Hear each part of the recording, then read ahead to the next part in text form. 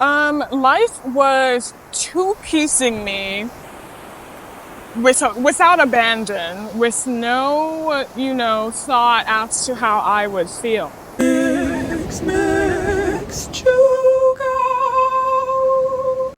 Hi, I'm Chiugo. Welcome to my channel. Comment, like, and subscribe if you like to think critically and also are a multifaceted human being. I want to talk about why I moved to Costa Rica. Life was two-piecing me without abandon, with no, thought as to how I would feel. And it got to be too much. First of all, I stopped talking to my literal birth mother in February, 1st of February, because she's transphobic and abusive. And the stress of living with her, it wasn't worth free rent. It just wasn't. And then I moved to New York, lived there for 2 months, couldn't find an adequate enough place to live that was clean. The rent was cheap enough for me to afford it. And yeah, man, I was struggling. I wanted to kill myself. I wanted to commit suicide because of how hard things had been for me. I also got out of an abusive situationship months before, and just processing that entire thing and realizing I suffered narcissistic abuse, and I knew that person for 5 years on and off. A person can only take so much. I was struggling with money because I've been looking for a full-time job since I graduated college, and the only thing that had been sustaining me was working for myself.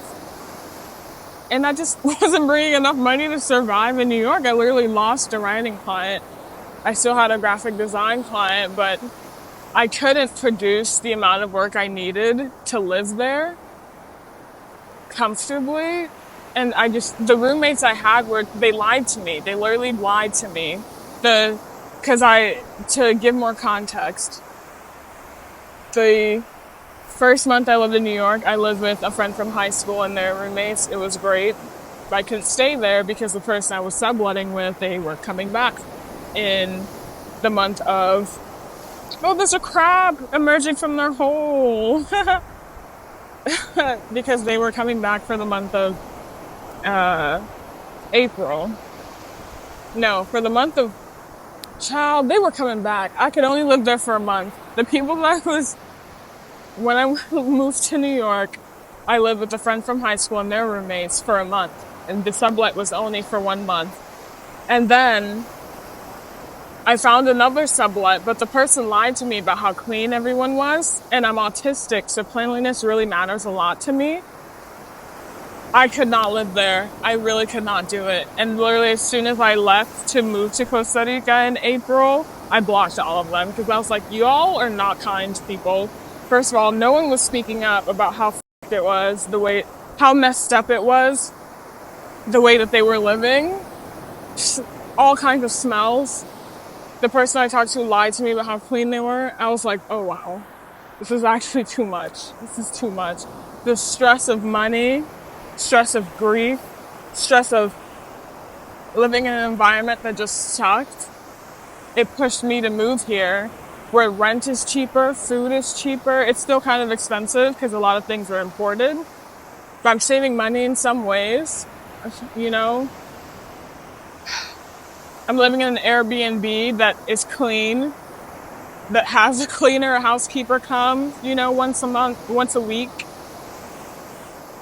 Even this Airbnb has issues, y'all. It smelled like piss, like literal urine. And I had to tell them, hey, girls, it smells like pee in here. What's going on? I was suffering a series of unfortunate events.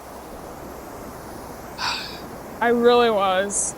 And I needed to leave. I know that I'm laughing, but I literally wanted to end my life a couple like 2 weeks ago, like literally 2-3 weeks ago. And moving, changing my environment is the thing that helped me. So I moved to Costa Rica because I was tired.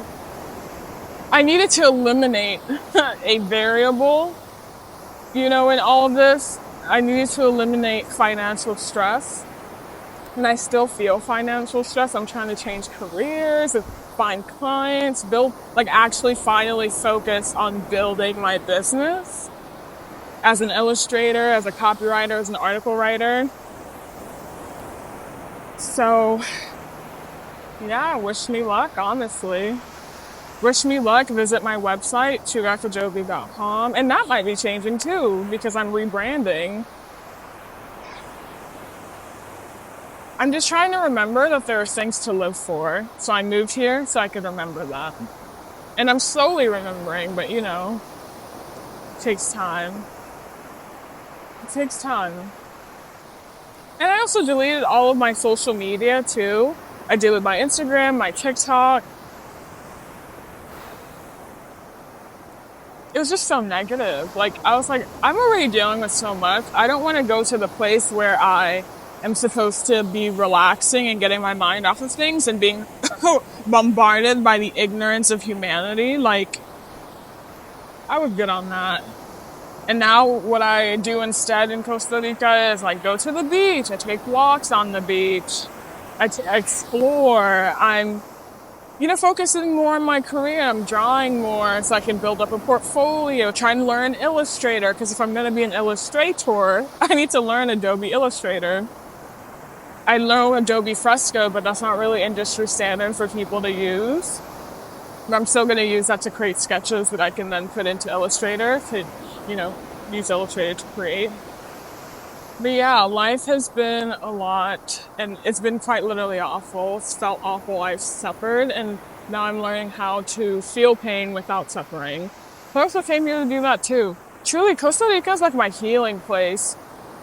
I remember back when I was in college, my senior year of college, I had experienced blatant racism for a year and a month from my next door neighbor named Olivia Green, a rich, wealthy white woman who did the most cliche thing and continued to call campus security on me for listening to music in my single dorm room instead of just, talking to an RA and not traumatizing one of the few black people in this predominantly white institution. It was the wildest thing I've ever been through. It literally gave me PTSD that I've been able to, put into remission through a mix of shrooms, weed, therapy, journaling, making art.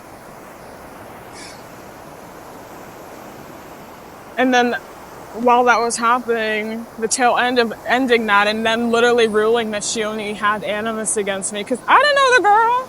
She literally just was jealous of me, jealous that people liked me for me.